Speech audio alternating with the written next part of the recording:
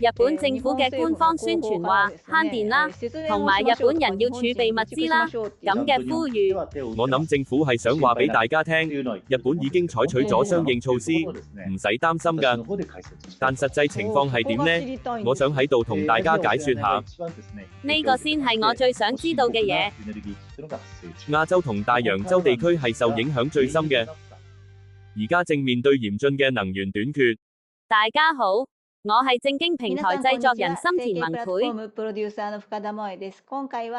今集請嚟咗現役能源交易員 Michael 先生。Michael 先生，多謝你嚟到。唔使客氣，多謝邀請。Michael 先生，最近網絡上對石油價格嘅討論越嚟越多，唔單止係石油價格，仲有日本石油儲備到底有幾多嘅問題，都成為咗熱話。例如，社交媒體上有人話石油係咪快唔夠用，又有話石油產品快唔夠啦，溶劑天拿水買唔到啦，仲有石腦油會唔會供應唔到，搞到大家人心惶惶。高市總理發文話，原油同石腦油都係夠嘅。但另一方面，日本政府官方宣傳又話要慳電，又呼籲市民儲備物資，搞到大家唔知信邊個好，好混亂。一般市民係非常困惑嘅，但作為前線能源交易員，你對呢個情況係點睇呢？係喎。我認為今次政府嘅回應係為咗令大家安心，避免社會混亂而發出嘅聲明，所以喺呢一點上，我覺得係恰當嘅。不過，我自己係做能源交易嘅，能夠掌握實際貨物嘅流向同各種資訊，對於實際供應鏈嘅內部情況係相對清楚嘅，所以我想將呢啲資訊分享俾大家。係，我好想知道實際情況係點，希望你可以詳細講解下。明白，冇問題。首先，我唔係 YouTuber， 我係一個現役交易員。接下來我講嘅內容可能聽落去會好激進，但我嘅出發點係想將自己實際見到嘅情況如實講俾大家聽。希望大家可以了解事實真相，呢個係我今次嘅目的，請大家諒解。係，多謝你。咁，我哋先由最近嘅伊朗局勢開始講起。上次我同大家講係3月28日，到而家已經過咗10日啦。情況係不斷轉變緊，所以我想根據最新現況嚟同大家分析。好，請講。首先，踏入4月之後，局勢變得相當緊張。總統喺演講中，喺過去2-3個星期內宣言會徹底攻擊伊朗，仲發表聲明話軍事行動已見成效，戰爭快將結束。當初設定咗10日嘅限期，以4月6日為截止日期。特朗普最初嘅要求係解放霍爾木茲海峽。對此，伊朗總統佩澤希齊揚向全體國民寫咗一封信，內容非常有格調，係圍繞伊朗歷史背景，以冷靜嘅口吻寫到美國係咪真係有需要喺呢度挑起戰爭呢？呢封信大家不妨上網揾嚟睇下，內容非常值得一讀。然後喺4月5日，特朗普喺 X 上發文，內容相當激烈。星期二係摧毀發電廠嘅日子，係摧毀基建嘅日子，唔會留低任何嘢。仲話開通霍爾木茲海峽 ，Open the fucking strait。再加埋你哋呢班瘋子，唔係就等着潮，係住入地獄。真係非常粗暴喎。對於呢個貼文，伊朗駐津巴布韋大使館回覆話唔好意思，把鎖匙唔見咗，係用有格調兼幽默嘅方式回應咗特朗普開通海峽嘅要求。而特朗普係個鍾意設最後限期嘅人，佢將下一個限期設定為日本時間翌日上午9時，就會宣布摧毀伊朗全境嘅發電廠同橋梁等基建設施。對此，伊朗方面儘管巴基斯坦主導緊停火談判，但伊朗唔肯跟隨，反而提出如果係呢啲條件，就願意完全停戰嘅10項條款。係。其內容包括美軍全面撤退，對所有破壞作出全面賠償，以及霍爾木茲海峽在伊朗管轄下通行等。美國同以色列係難以接受嘅。與此同時，伊朗亦明確表示，如果發電廠被摧毀，就會攻擊整個中東嘅基礎設施。另外，內塔尼亞胡針對特朗普嘅各種宣言，以美國唔需要停火為由，再次表明以色列會堅持到底嘅立場。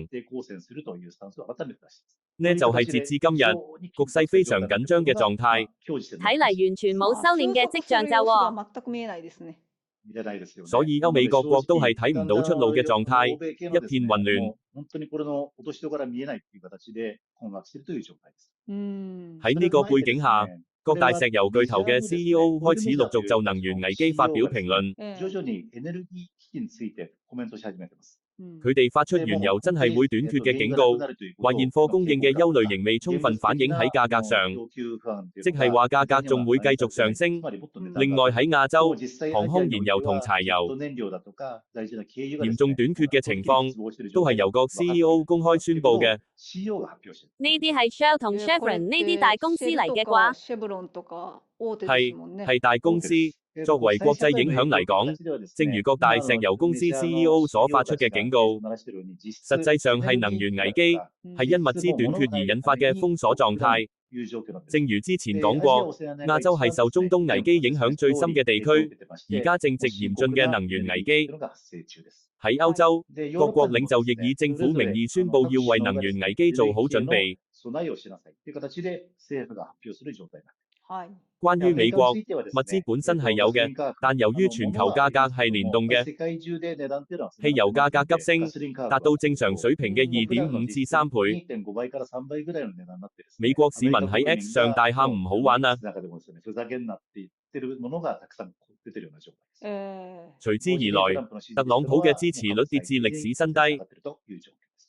喺呢個情況下，日本方面，政府仍然持續發出日本唔使擔心燃料唔夠嘅報導。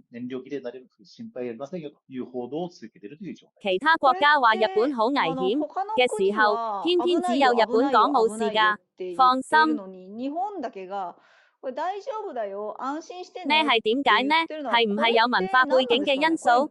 日本嘅文化背景梗係有影響㗎。另外，我估現屆政府係擔心經濟放緩。上次封城嘅時候 ，GDP 一下子插水，所以特別係唔想喺今次黃金週冷卻經濟嘅盤算係有嘅。不過，咁做真係對嘅嗎？呢個疑問始終係存在嘅。原來係咁。政府話可以安心，但真係可以安心嗎？呢個疑問係仍然存在嘅。差唔多係咁咯。而我相信大家最關心嘅係政府已開始涉及原油採購，特別係石澳油嘅問題。話日本已就石澳油採取相應措施，請大家放心。但實際情況係點？我想喺度解說下。呢個先係我最想知嘅，真係冇問題嗎？由於唔同種類嘅油情況各有不同，我會逐一解釋。首先，由氫液化天然氣開始講起。LNG 嘅嚴峻程度係中等。中等係指？大家可以睇呢份數據，呢個係2024年日本氫嘅進口來源地，主要係從澳洲進口，另外有卡塔爾同馬來西亞。雖然有來自卡塔爾同亞曼等中東地區嘅，但只佔整體嘅20%，所以暫時唔會受到嚴重打擊。LNG 係全球各地都有生產嘅，可以找到替代採購。天然氣方面係相對冇問題嘅。俄羅斯嘅薩哈林2號係咪仲有運作？仲有運作緊，所以約8%呢個水平係算係應付到嘅。不過，澳洲總理昨日宣布，對於澳洲出口緊嘅天然氣，如果政府認為有需要，會優先供應國內嘅。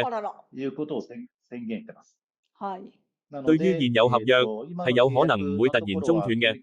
不過，澳洲嘅石油產品供應本身已係非常緊張，所以天然氣方面都係處於緊張狀態。一旦要優先供應國內，出口隨時會即時被切斷。就係咁，天然氣方面嘅影響係會慢慢浮現嘅。跟住係 LPG， 即係用嚟煮嘢食嘅氣。呢個以前主要係由中東入嚟，但而家幾乎全部係由美國供應。原來係咁，所以呢個係相對冇問題嘅，數量上都唔係好大，佔日本整體能源大概2至3%。喺日本整體嚟睇唔係主要能源。大概係煮嘢食嘅爐火應該可以繼續用呢個程度嘅問題。好，接下來先係問題所在，原油同石腦油情況已經係非常嚴峻。喺幻燈片上，原油標咗乘號，石腦油標咗雙重乘號。首先，原油係乘號，另外呢度係用緊現有數據，所以部分資料可能有少少舊，請見諒。呢個係顯示全球主要石油流向嘅圖表，箭頭代表流向。美國喺呢個幻燈片製作時係進口國，但而家已完全變成出口國，所以請理解為美國所有石油都係向外輸出嘅方向。主要出口國係俄羅斯、中東、南美以及美國。係。南非係流向歐洲同部分亞洲地區嘅印象。大家都知道，由中東流向日本以及整個亞洲嘅路線係非常粗壯、流量大嘅。日本同整個亞洲都係有呢條供應線嘅。南非基本上係流向歐洲嘅。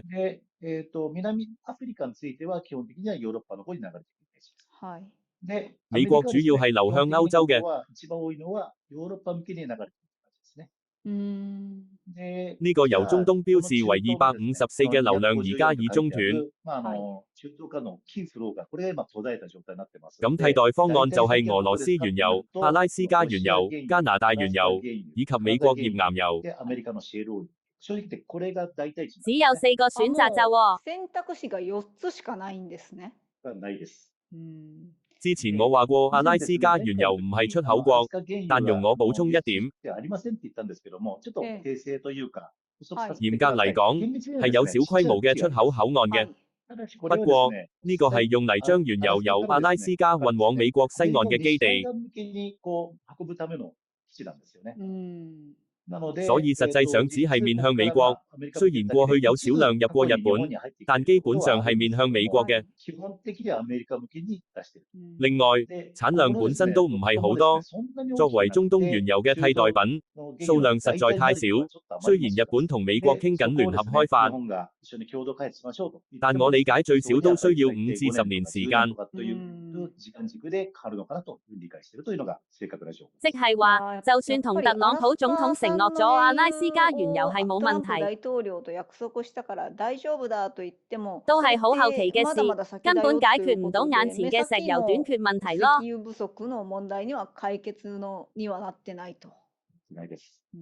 關於加拿大，都係只有一個小型基地，數量上完全唔可以依賴。離日本最近嘅係俄羅斯嘅薩哈林項目，油嘅規格好，最快3日就可以運到日本。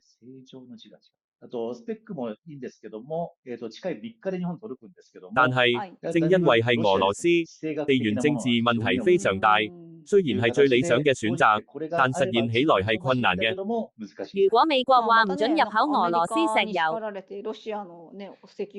咁我哋應該點做？就係呢個問題啦。係咯，而美國發生咗頁岩油革命。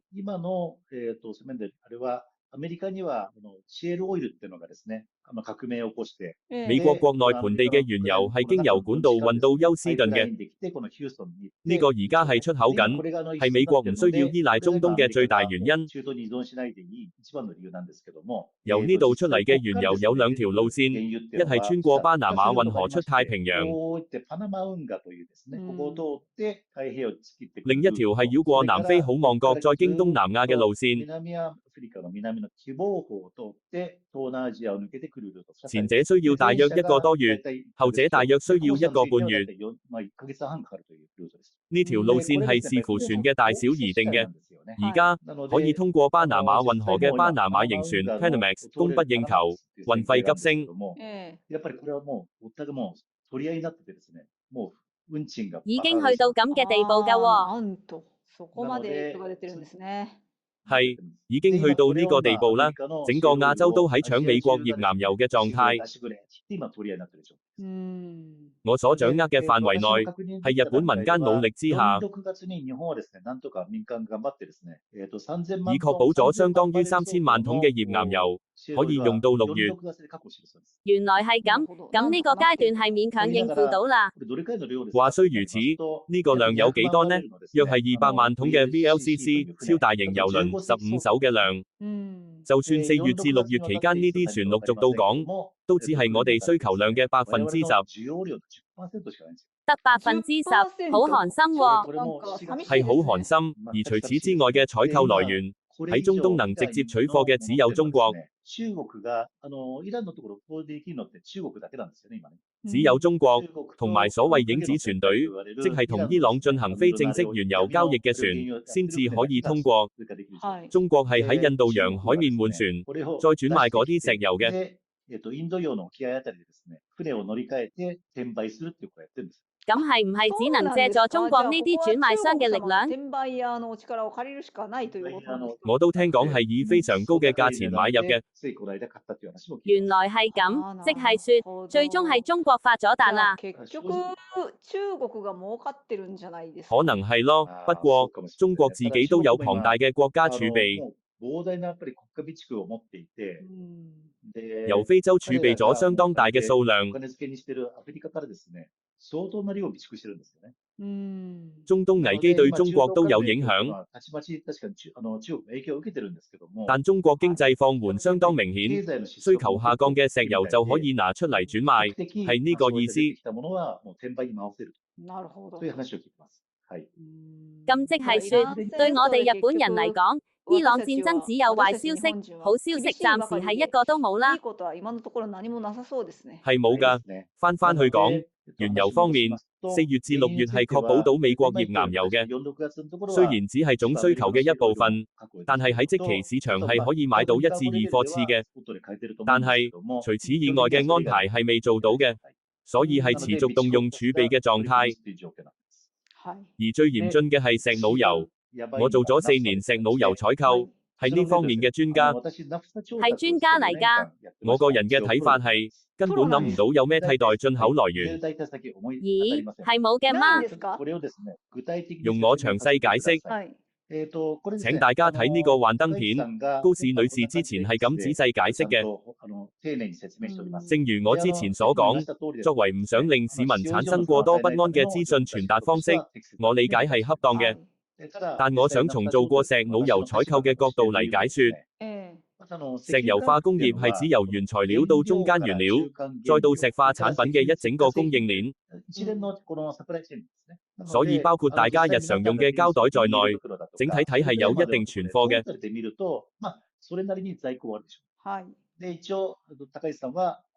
高市女士話已確保4個月嘅國內需求，但老實講，我對呢點係有疑問嘅。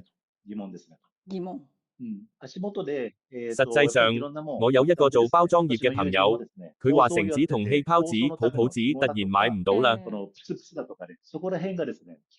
所以佢昨晚係一整晚不停咁 click，確保咗半年嘅存貨。好辛苦喎。由於呢種搶購行為係越嚟越多，我老實講唔係咁估計4個月嘅庫存可以原封不動咁保留到。原來係咁。接下來係石腦油替代採購嘅話題。高市女士嘅數據應該係用能源廳嘅數字。我自己係根據財務省公佈嘅2024年度進口統計整理出嚟嘅數字。所以同高市女士嘅數字有少少差異，請見諒。石腦油每年約有4400萬噸，換算為每月510萬公丙千升嘅需求。當中國產同進口嘅比例係3:7，即係話每個月需要進口350萬公丙。原來係咁。呢350萬公丙嘅進口來源，中東同其他地區係7:3，中東係250萬公丙，其他地區係100萬公丙。係。其他地區係指邊度呢？係韓國、印度、新加坡、馬來西亞。韓國同印度加起嚟佔其中約90%。呢啲出口國係以本國有充裕原油，將製造剩餘部分作出口為前提嘅。但係呢兩個國家而家都嚴重缺乏原油，所以由呢度進口嘅渠道都係冇嘅狀態。咁即係話，中東嘅石腦油入唔到，韓國同印度又唔嚟，進口係全滅嘅意思？係全滅，包括中東在內，每月350萬公丙嘅大部分採購來源已消失。咁之後係唔係只能依靠國內生產？係，而且上個星期國內生產已開始減產，我估實際上係預期產量嘅60%左右。已經開始減產嘅？已經減咗啦。考慮到呢啲情況，石腦油喺石油化工方面係而家日本最嚴峻嘅問題。咁我哋應該點做？呢個係真係好難嘅問題。替代來源有美國、南美、北歐、俄羅斯。或者可以進口少少，不過油嘅規格有時係用唔到嘅，特別係美國石腦油同時會用嚟製造汽油。喺汽油消費大國，出口量係唔穩定嘅，由呢啲替代來源出嚟嘅油，每批係5萬公丙。即係話要用5萬公丙嘅批次嚟應付350萬公丙，就需要70艘船。究竟可唔可以確保到咁多艘船呢？唔單止係船嘅問題，而係現實中根本冇供應商可以供應到呢個數量。雖然比高價係可以買到幾艘船嘅份量，但數量上係遠遠唔夠嘅。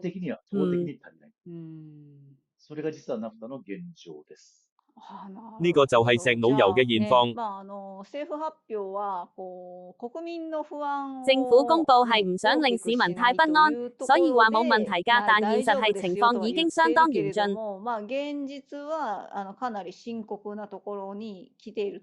特別係關於原油同石腦油，我係咁預計嘅。呢個係唔係有解決方法嘅？係冇方法嘅。我哋購買嘅石油產品係由原油充裕嘅國家提煉，再將剩餘部分出口嘅。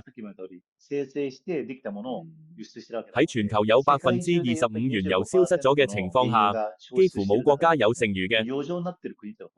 咁即係話，往後全球嘅石油爭奪戰會持續，日本係分唔到嘅意思咯。係，我估計經產省都係知道嘅，但現實係冇手段可用。官員都係非常努力嘅，用盡各種方法，但係就算係咁努力，可以買到嘅石油都只係1至2貨次，呢個係現實。呢個對日本經濟都係沉重打擊喎。係沉重打擊。作為普通市民，我哋應該點做呢？喺日本社會整體層面，慳能源同慳電係我哋擅長嘅文化，呢方面係可以應對嘅。天然氣係可以相對買到最後嘅。電力方面，可能去到某個時間點會開始計劃停電，但應該唔會有太大問題發生。原來係咁。不過，用於各種產品嘅塑膠係用喺所有嘢上面嘅。呢啲物資嘅採購會變得越嚟越困難。另外，今次冇提到，但係化學肥料嘅問題都存在。係。化學肥料有30%以上係由中東供應嘅，一旦肥料供應中斷，農業生產都會受影響。原來係咁，咁我哋係咪都去種番薯算啦？我覺得真係咁㗎，係自給自足、露營式嘅生活呢。係。習慣呢種生活係會越嚟越重要嘅。咁呢，今次係由能源交易員 Michael 先生教咗我哋，日本而家係四面楚歌嘅狀態。最後，日本國民應該點做？我哋普通市民。今次我完全唔係想嚇人，但事實上，我解說過嘅情況好大可能係真實發生緊嘅。所以，日常生活所需嘅物品係需要盡早囤積好嘅。係塑膠產品定係廁紙我唔知道，但至少係食物等可以保存嘅嘢，係需要確保一定存量嘅。原來係咁，差唔多係時候，大家都應該開始準備儲糧啦。確實，政府官方廣告都話過可能突然物流中斷，所以要儲備物資。而我自己都有石油究竟發生咩事嘅疑問，希望大家參考今集節目，慢慢開始囤積係唔係一個好主意？